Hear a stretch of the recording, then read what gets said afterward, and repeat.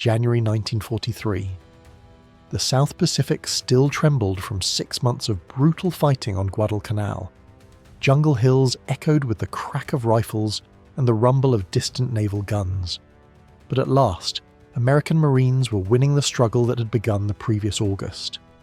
The Imperial Japanese Navy, once feared as unstoppable, had been shattered in a decisive clash the previous November.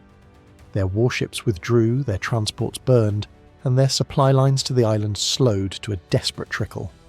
Across the steaming ridges, fresh American troops pressed the enemy into a shrinking pocket on Guadalcanal's western shore. Each night, Japanese barges tried to slip through the darkness, bringing food and ammunition, but American patrols and airstrikes cut them off again and again.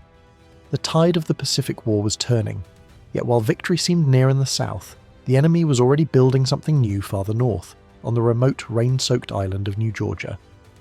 Here, beyond the reach of most Allied bombers, Japanese engineers began clearing the jungle to construct an airfield at Munda Point, a base that could restore their power over the Solomon Chain. Guadalcanal was being won, but the next fight had already begun.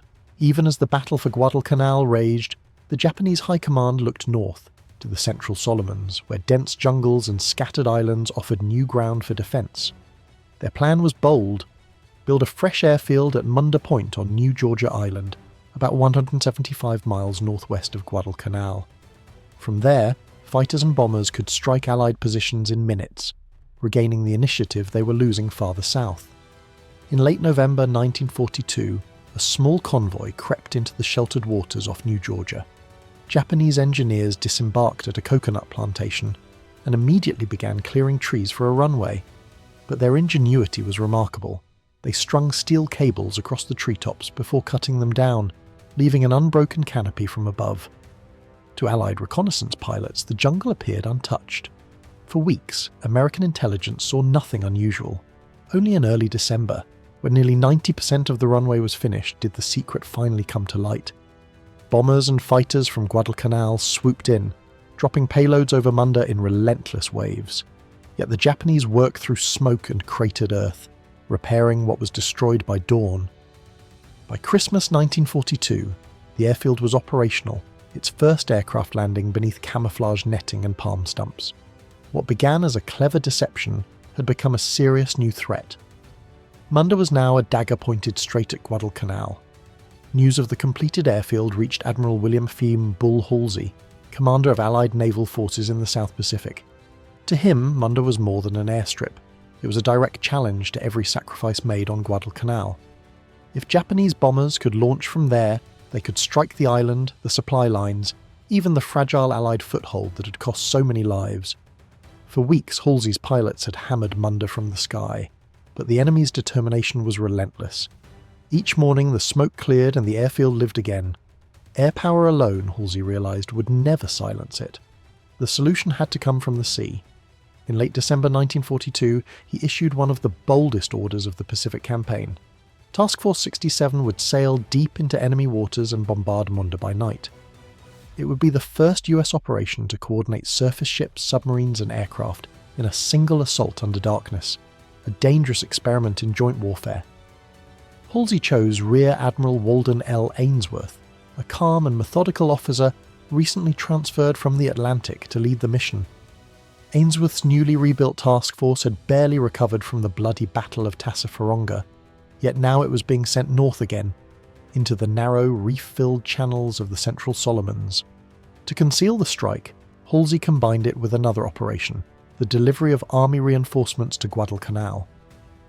As 7 transports carried troops toward the front, 3 battleships under Rear Admiral Willis, Lee would provide distant cover, while land-based bombers attacked enemy bases farther north. It was a high-risk plan, part deception, part daring.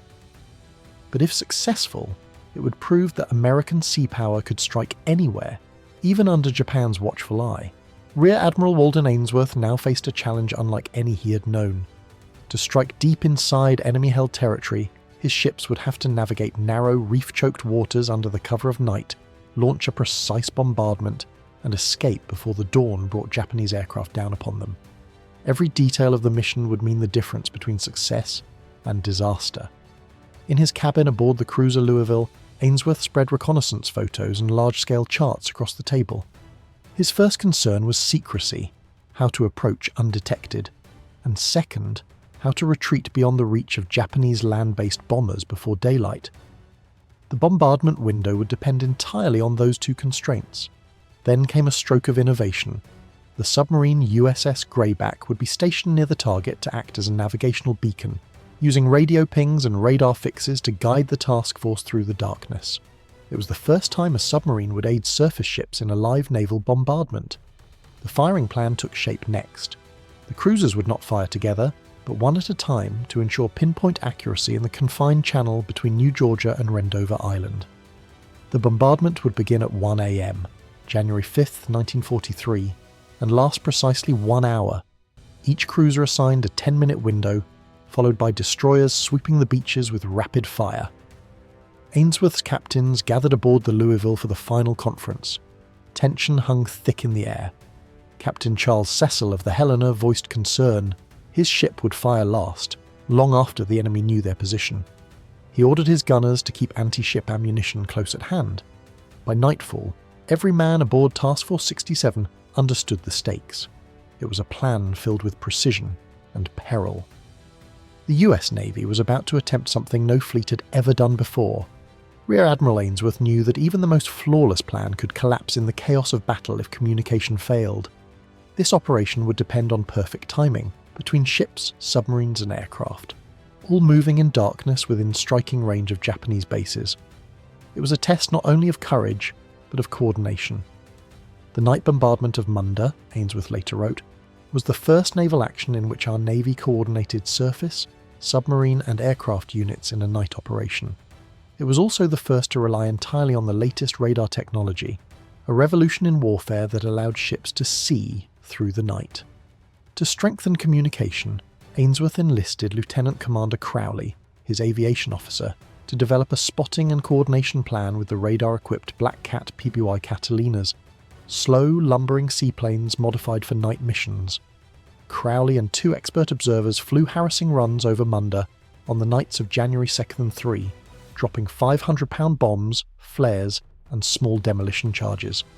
These flights weren't just attacks. They were rehearsals, teaching the aircrews how to recognize landmarks and measure distance to the target in total darkness. One of the Black Cats even borrowed a special radio from the carrier USS Enterprise to link directly with the fleet. If all went well, the Catalinas would illuminate the target just before the bombardment began, then fade into the clouds before the shells struck. Each man aboard the task force felt the tension. This wasn't just another naval strike, it was the beginning of a new kind of warfare, one fought by unseen ships, silent submarines, and ghostly aircraft bound together by invisible signals. The success of the mission now rested on the precision of that fragile web of communication. On the evening of January 4th, 1943, as twilight bled into the South Pacific sky, Task Force 67 began its silent approach toward enemy waters. The reinforcement transports had safely unloaded their troops at Guadalcanal, and now Admiral Ainsworth's 5 warships turned north, into the black rain-swept expanse of the Solomon Sea. The bombardment group consisted of the light cruisers Nashville, Helena and St. Louis, escorted by the destroyers Fletcher and O'Bannon. These were fast, battle-scarred veterans of earlier clashes, now united for a mission unlike any they had faced. Their orders were clear: approach Munda undetected, bombard the airfield for 1 hour, then vanish before dawn. Running at 26 knots, the ships moved in tight formation, lights extinguished, guns loaded but silent. Navigators relied entirely on radar bearings and echo-ranging gear to steer clear of the reefs that laced the waters between Wendover Island and New Georgia. Every man on deck felt the weight of silence. No searchlights, no radio chatter, only the low hum of engines and the whisper of rain across steel. Overhead, 3 Black Cats prowled the clouds, their pilots scanning the darkness with radar as they dropped flares and bombs around Munda to distract Japanese observers. From above, the island flickered with bursts of anti-aircraft fire, while below, the American fleet advanced unseen through the night. For Admiral Ainsworth, it was a moment of both dread and exhilaration. If the enemy spotted them now, an air attack at daybreak was certain. But if they remained hidden until 1 a.m., the operation would prove that the US Navy could strike anywhere, even in the heart of Japan's island fortress. Near midnight, the Black Sea lay calm beneath thick clouds as Task Force 67 drew closer to its target.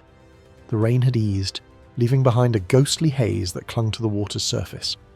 At 11:30 p.m, each cruiser launched a single floatplane, eyes in the sky that would orbit behind the fleet, watching for any sign of enemy ships or reefs ahead.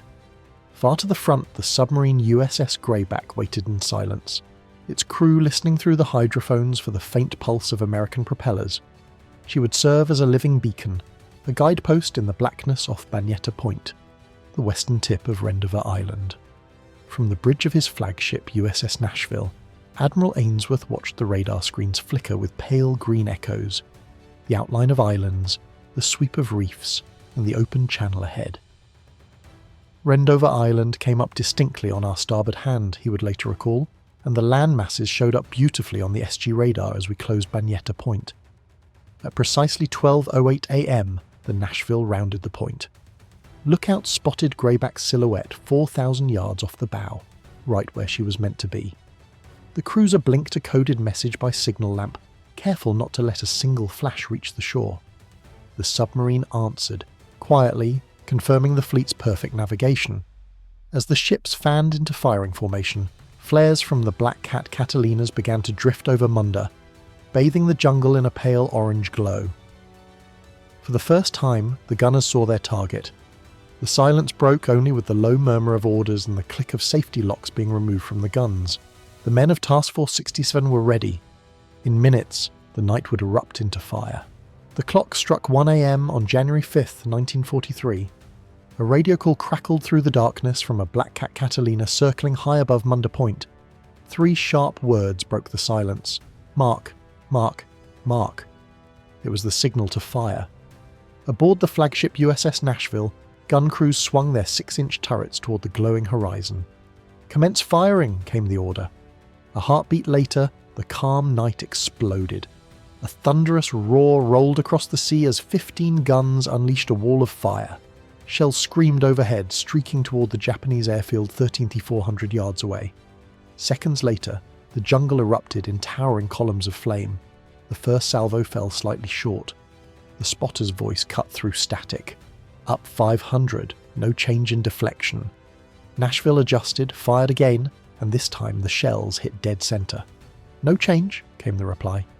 The cruiser's guns shifted to rapid fire, walking shells methodically along the runway, the fuel dumps, the barracks, and the surrounding hillsides. 15 shells per volley, each weighing 130 pounds, rained destruction across Munda. From the decks of the following cruisers, the display was breathtaking. The tracers looked like a hose of fire playing upon the target, Admiral Ainsworth later wrote. Every blast illuminated the sea and sky in pulses of orange and white. Flames began to spread across the airfield, each eruption marking another section of Munda torn apart. As Nashville's guns fell silent after 10 relentless minutes, USS St. Louis opened up, her shells whistling through the smoke. Fires multiplied, anti-aircraft tracers arced feebly upward, and the jungle shuddered beneath the rain of steel.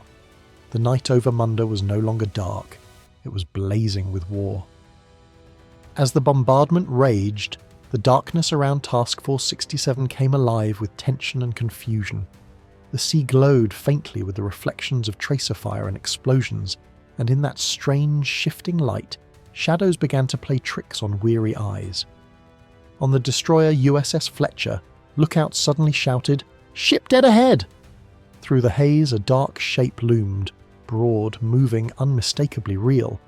"Range 4,000 yards!" the gunnery officer barked. Men sprinted to torpedo stations, ready to launch. But there was one problem. The radar showed nothing. The supposed enemy vessel mirrored every turn Fletcher made. Then, just as the gunners braced for action, the Phantom vanished. Only later did they realize the truth. They'd been firing at their own shadow, reflected on low clouds by the cruiser's gunfire. Even Admiral Ainsworth's flagship Nashville wasn't spared from illusion. Her lookouts reported a fast torpedo boat approaching from starboard. Guns roared, shells flew, but nothing was there. The Admiral would later admit, firing at one's own shadow is more real than it first seems possible. With all lookouts alert, we are prone to see things that do not exist. Despite the confusion, discipline held. Each ship kept to its timetable, pouring fire onto the target.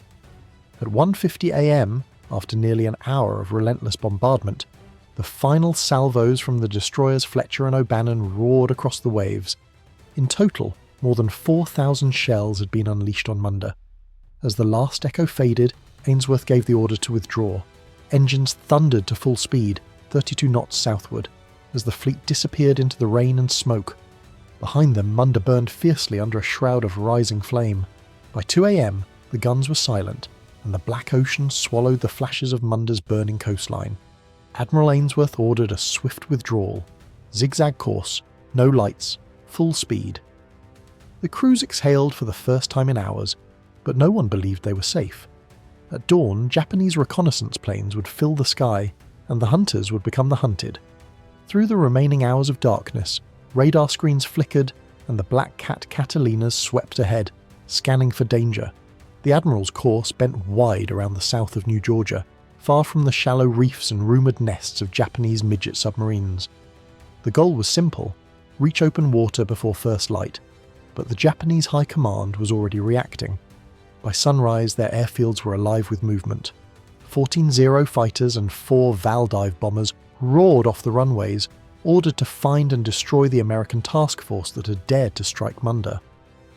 At 7 a.m, as Ainsworth's group approached the Russell Islands to rendezvous with Admiral Marlon Tisdale's cruisers, radar picked up incoming contacts.